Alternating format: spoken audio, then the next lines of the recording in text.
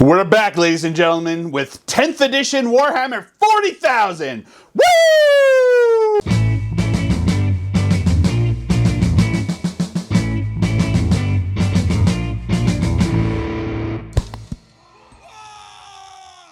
Welcome, ladies and gentlemen, to another Glacial Geek video. I am very excited here today to talk to you about the new edition of Warhammer 40,000, 10th edition.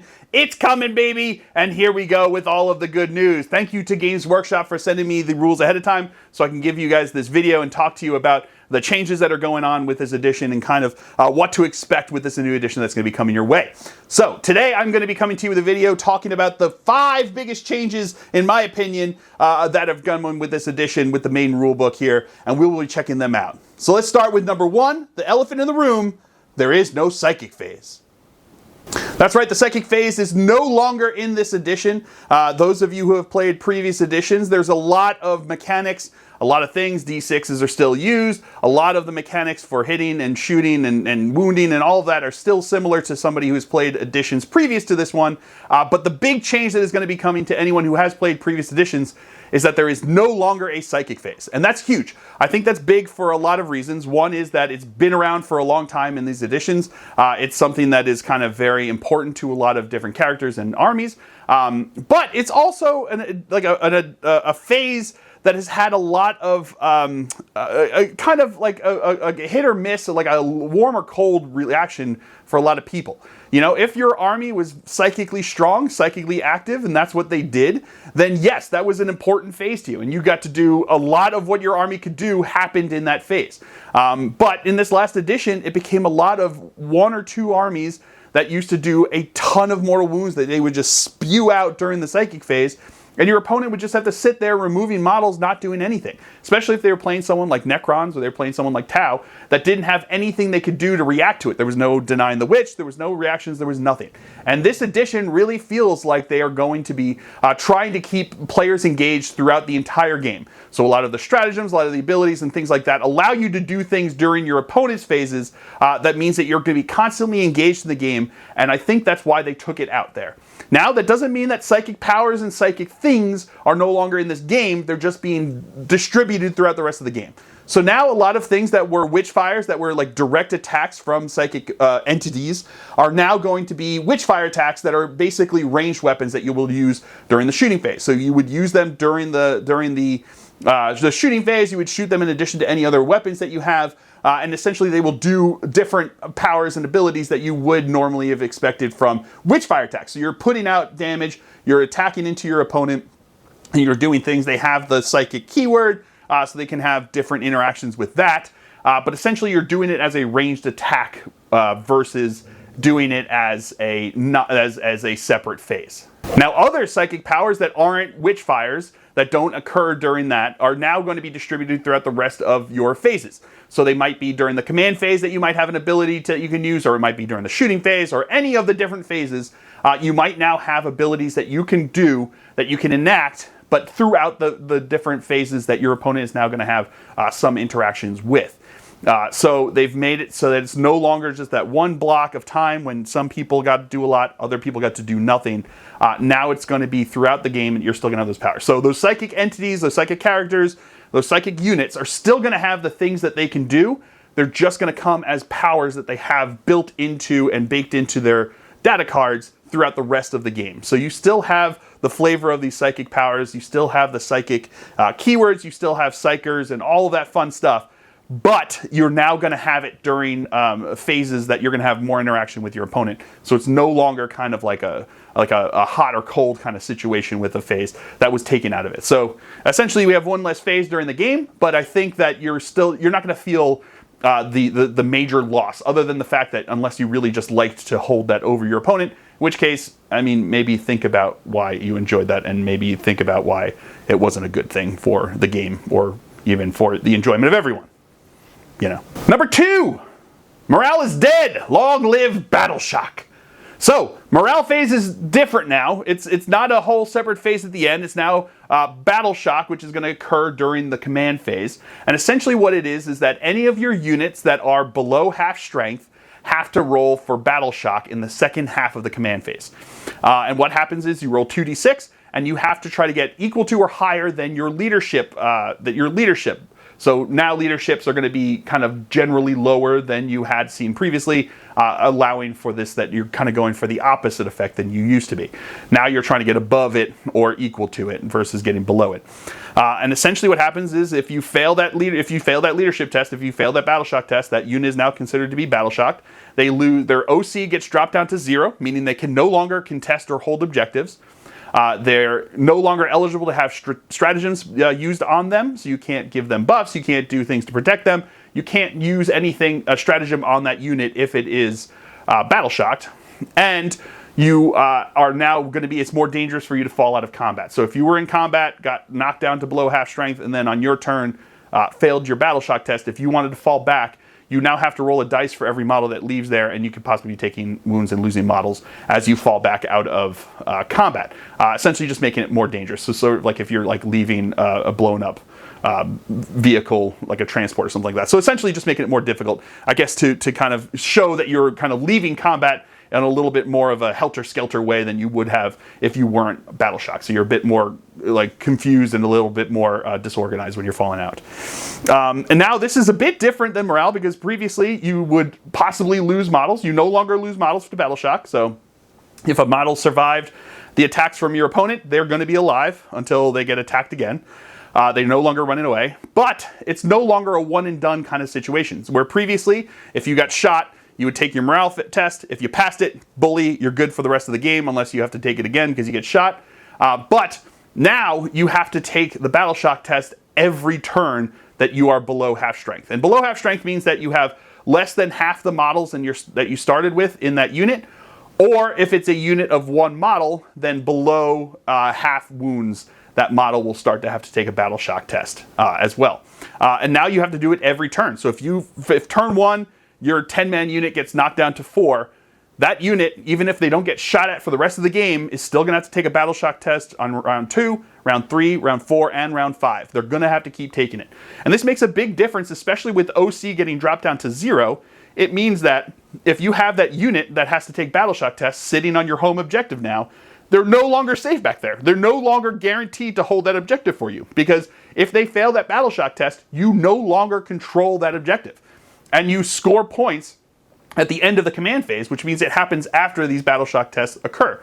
So if they're the only unit that's back there, they fail that battle shock test, their OC goes to 0, and you no longer control that home objective. So it's kind of a big deal now, and it makes it more of an ongoing issue that you're going to have. And units now seem to be more resilient and tougher, and they're going to be sticking around in the game more, which means that you're going to be more. There's going to be more time that you're going to be below half strength, that you're probably going to be taking these battle shock tests, that you're going to be taking the results of these things happening. So it's a little less punishing right off the bat, so you're no longer losing models, but at the same time, it's going to be an ongoing thing. It's an ongoing effect. So it's like more encompassing, less directly punishing. So those models that do fail the battle shock test, they can still move the same, they can still charge, they can still shoot, they can still punch, they can still do everything the same. They just can't hold objectives well, they can't fall back at a combat well, and they can't have stratagem used on them at all. So it's a bit of a change, and I think that they're looking to have this become more of a bigger deal than they had previously with the morale phase, including having now units and armies that will make you have to take battle shock tests and see if you have it, which is important to understand that if you have a unit that's above half strength that has to take a battle shock test because of an enemy unit or an enemy power or something like that, they will return back and not have to take a battle shock test in your command phase by the time you're holding objectives for your scoring. But it does mean that you can't contest them from your opponent's scoring if they manage to do it to you before the end of their command phase. So keep that in mind. It kind of changes a little bit the way things interact there, that you're going to be kind of sitting there with that effect on you. And I think it's meant to be more of an all-encompassing thing than morale was, and more of an ongoing thing than morale was. So it'll be interesting to see how it pans out, but it's good to keep in mind that I think this is a major change that you need to keep in mind when you're looking at everything that's going on there. Change number 3 is the change to characters. So characters now are going to be coming into like 2 different varieties, essentially. You have ones that are going to have the leader ability and ones that don't. The ones that have the leader ability now get attached to units at the beginning of the game. So when you declare your armies and you declare, you know, what units are going to be in transports, when you declare what units are going to be in reserves, you now declare which units, which characters that have the leader ability are going to be attaching to what units. So you don't have to write it when you're making your list, so you don't have to have it. So if you have multiple different units that a character can attach to, then you don't have to make that decision before the game. You can make that decision when you see your opponent's army and you're making these decisions as to how you're going to proceed with deployment, essentially. But you do have to make the decision about which units they're going to attach to at the beginning of the game. There's no mechanic out there now that you can use to reattach to a different unit, that you can detach from the unit that you've attached to. Once you make that decision, you are part of that unit and you are the leader, and the rest of that unit is the bodyguard unit, is the bodyguard portion of that unit. And they act as one unit until the entirety of the bodyguard is dead, and the leader is then on its own as a separate unit, and they're separated. So when this happens, the bodyguard unit has to take all attacks onto them, and you can't just decide to like tank it onto like a really tanky character in a unit. It has to be into the bodyguard unit. There are exceptions to this, like, but it's mostly at the whim of your opponent. Like, they might have weapons that have precision, so it can be in close combat, it could be in range that they can choose to shoot. So sniper rifles are going to have precision ability now, which allows you to put attacks onto characters that are attached to units there.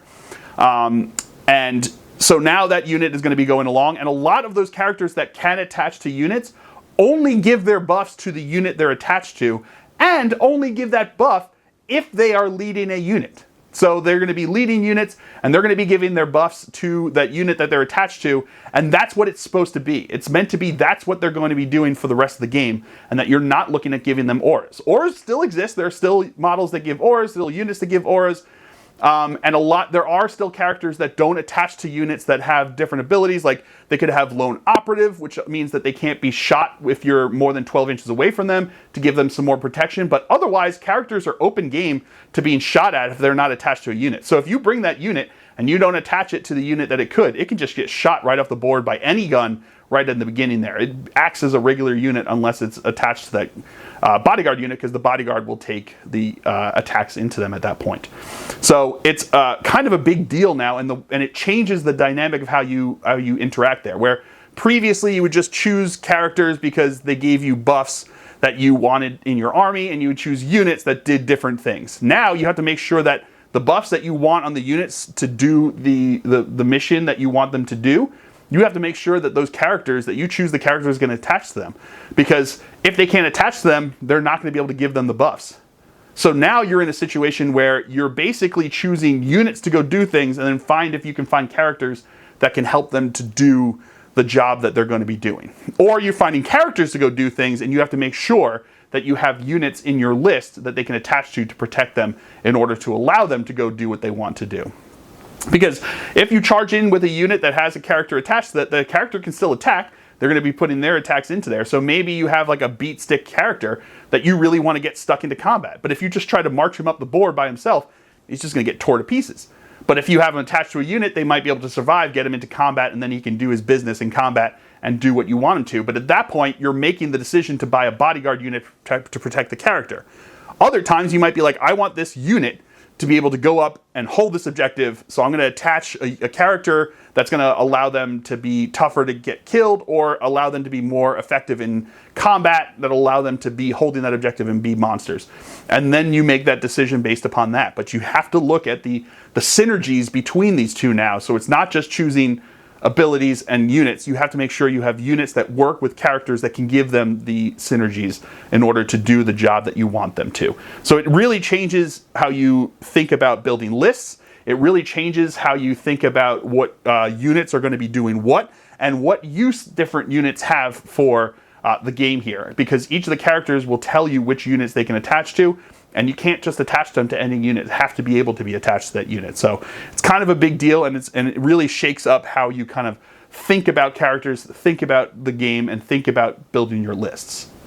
Fourth big change is army construction. So no longer do you have a force org. You now just have to have your warlord. You have to have the 1 HQ to be your warlord, and then the world's your oyster. You can take whatever units you want. There's still the rule of 3. so you can still only take 3 of any one particular unit. Or if they're battle line, you can take up to 6 of those. But you can choose whatever you want. So if you want to have like oops all bikes because you're running Ravenwing or you're running White Scars, feel free. You absolutely can just make an entire list of all bikes. So it's going to be all fast attack. That's great. Have fun with that. You know, if you want to have like oops all Wraith because that's what you want to do with your Iandin, go for it, man. Have fun. Make all Wraith Guard and Wraith Knights and Wraith, you know, all the Wraiths you want. Just have them all, you know? If you want to have, oops, all tanks, go for it. Your Astra Militarum parking lot is now Super Astra Militarum parking lot. Sounds great. You can make whatever list you want, which means that the creative juices are out there and flowing and really allows you to do what you're going to want to do to have fun with this game and with your list building. Now, a lot of people are going to be thinking like, well, it's just going to mean skew lists are back on the table and everyone's just going to take all of these different things.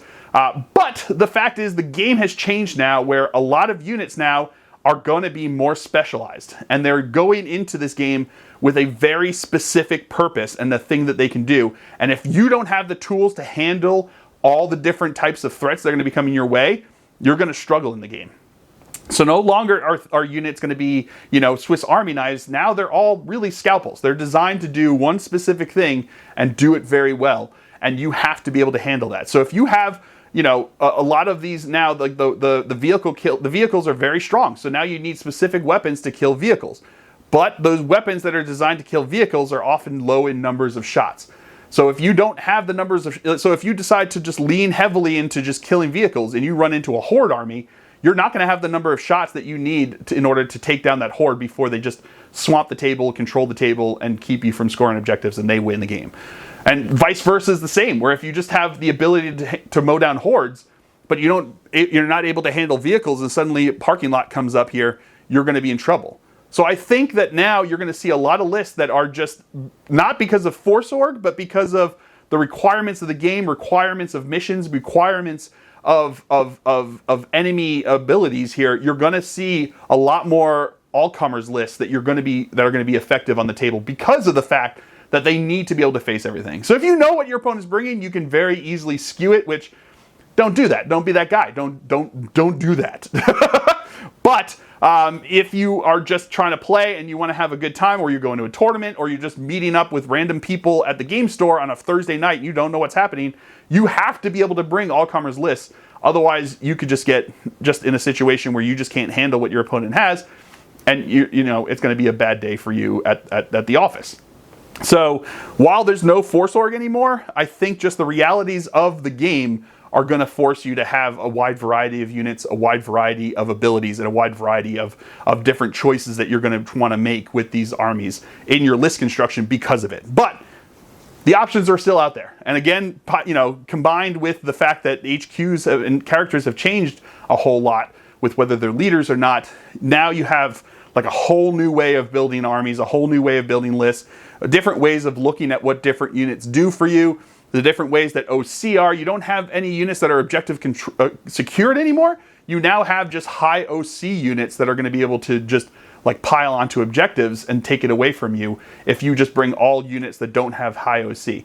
So it's something to keep in mind if you don't have large numbers, if you do have large numbers, but you don't have large number of units. It's all these things that are now going to go into the equation that you didn't have necessarily previous editions that I think are going to change the way you're going to be fundamentally building lists. And I think it's going to be a lot of fun. And the fifth change, the final change we're going to talk about today, is kind of a big one, but it's basically a change to movement in the charge and fight phase. And this to me is possibly one of the bigger changes, other than like the non-existence of psychic phase and battle shock being changed. There's a lot of big changes, a lot of similar things, but this is pretty big. And it's more of a granular change that if you wouldn't necessarily think about it unless you were kind of made aware of it. But essentially, now when you make a charge move, you still have to do the similar things where you have to be within 12 inches to make to declare the charge. You still have to declare all units that you want to get engagement range with. You can't move within engagement range of any unit that you didn't declare the charge on. And you have to be able to get an engagement range of all units. In order to pass, you have to get an engagement range of all units that you declared as the charge. So you can't choose one on either side of you and then choose like you used to. you still, like 8th and 9th edition, you have to get into engagement range with everyone that you declare a charge against.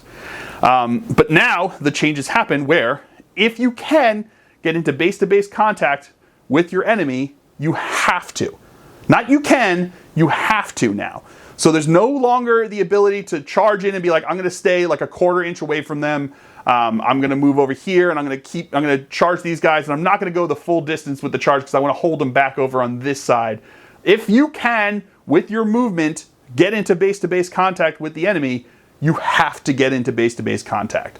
Essentially, what they're trying to break this down to is that during the charge phase, during the pile-ins, during the consolidates, you are trying to get into combat. You are trying to get into the fight, and you are trying to get engaged with the enemy. This is not another movement phase. This is the charge phase. This is the fight phase. And you have to get into base-to-base contact. So you're no longer going to be able to surf around units, because once you're in base-to-base, you can't pile in, you can't consolidate if you're in base-to-base contact. There's no surfing around units. There's no kind of like trying to hold yourself back so you don't kill a unit so you can consolidate into them and wrap them so you're safe during the shooting phase. If you can get into base-to-base, you have to get into base-to-base. It also puts the situation where if you can get into base-to-base, you have to make that move, and that move might put you within 6 inches of an enemy unit. And now the heroic intervention has changed. Now it's a stratagem that can be used by any unit in the game. If the enemy unit finishes a charge move within 6 inches of you, you can spend the CP and you can declare a charge on them.